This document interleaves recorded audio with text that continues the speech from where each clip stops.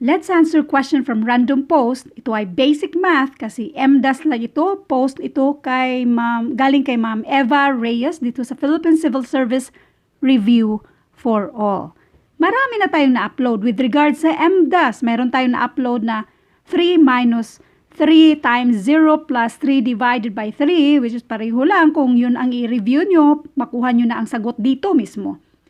So, meron din tayong na-upload na 6 minus 1 times 0 plus 2 divided by 2. As in, marami na tayong na-upload with regards sa MDAS or order of operation. Pero ito lang mismo ang sasagutan natin kasi ang nag-comment dito na 164 na comment, marami pa ring nagkakamali. Okay, ito ay 3 plus 3 times 3 minus 3 plus 3. Is it 18, 12, 3, or 6? Una natin gawin ay isolve muna natin ito.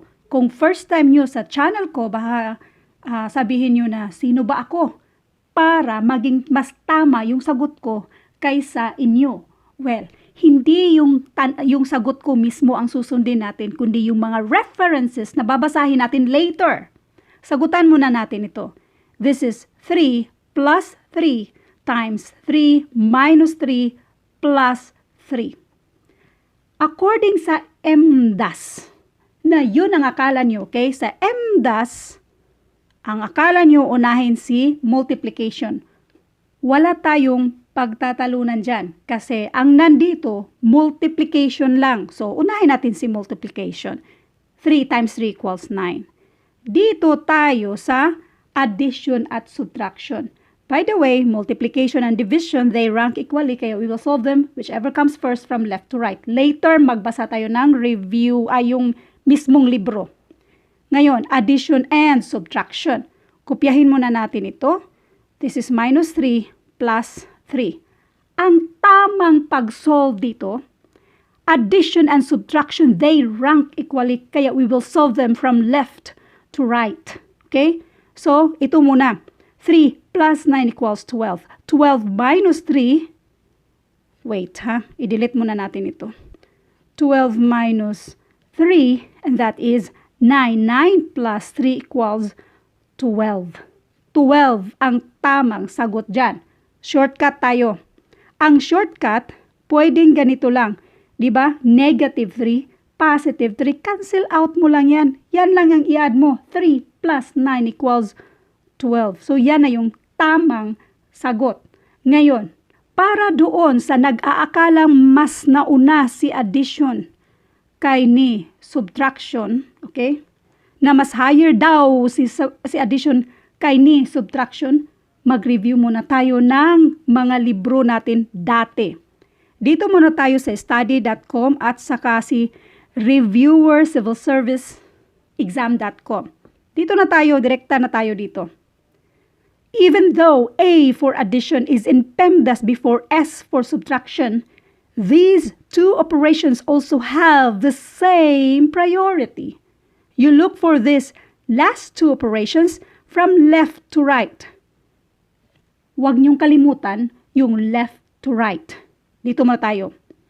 AS means addition and subtraction. Again, these two operations have the same, pariho lang daw siya.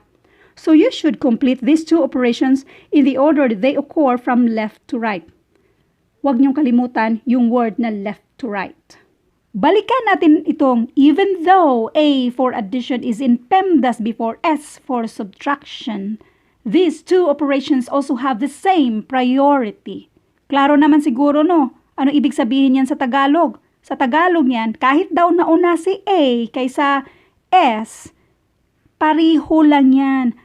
Level lang sila, kaya isolve lang natin sila kung alin ang nauna, left to right. Bakit ko sinabing huwag niyong kalimutan si left to right? Dito tayo sa grade 4 textbook. Wag na tayo dito sa addition itong division at multiplication. They also rank equally, pariho lang din ito. Meron siyang left to right. They also rank equally, kaya pariho din to sa addition at subtraction. Ang tamang sagot ay yung left to right. Wag na nating direkta na tayo sa addition at saka subtraction kasi yun naman yung mismong equation natin ngayon. Which of the answers is correct. Ito ay grade 4 textbook. Ito ay 84 minus 25 plus 13 minus 7. Diba? Subtraction lang at saka addition ang nandito. Is it letter A daw na from left to right? Okay? Is it letter B na inuna si addition bago ang mga subtraction? Or is it letter C na from right to left? Anong sagot?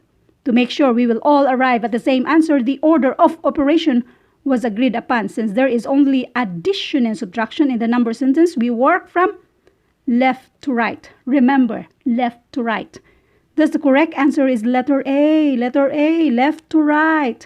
Left to right. Dito tayo sa grade 5 textbook. Anong meron dito sa grade 5 textbook? Rule number 4, add and subtract in the order they appear from left to right. Grade 5 textbook. Now, grade 6 textbook, direkta tayo, add or subtract from left to right. Grade 6 textbook. Dito tayo sa elementary algebra, step number 4 pa rin, add and subtract from left to right pa rin. Now, dito tayo sa grade 7 textbook. Number 4, step number 4, perform all addition and subtraction from left to right. Remember? Paano yung left to right? Kung alin ang nauna, kung nauna si subtraction, unahin mo yan. Kung nauna si addition, unahin mo yan. Ngayon, balik tayo dito. After nating ma-review yung mga libro sa elementary, paano mo ba pa rin ito isolve? Remember, addition and subtraction, they rank equally. Kaya we will solve them whichever comes first from left to right. Kung nauna si addition, unahin mo yan. Kung nauna si subtraction, unahin mo yan. Ngayon, dito tayo sa scientific calculator.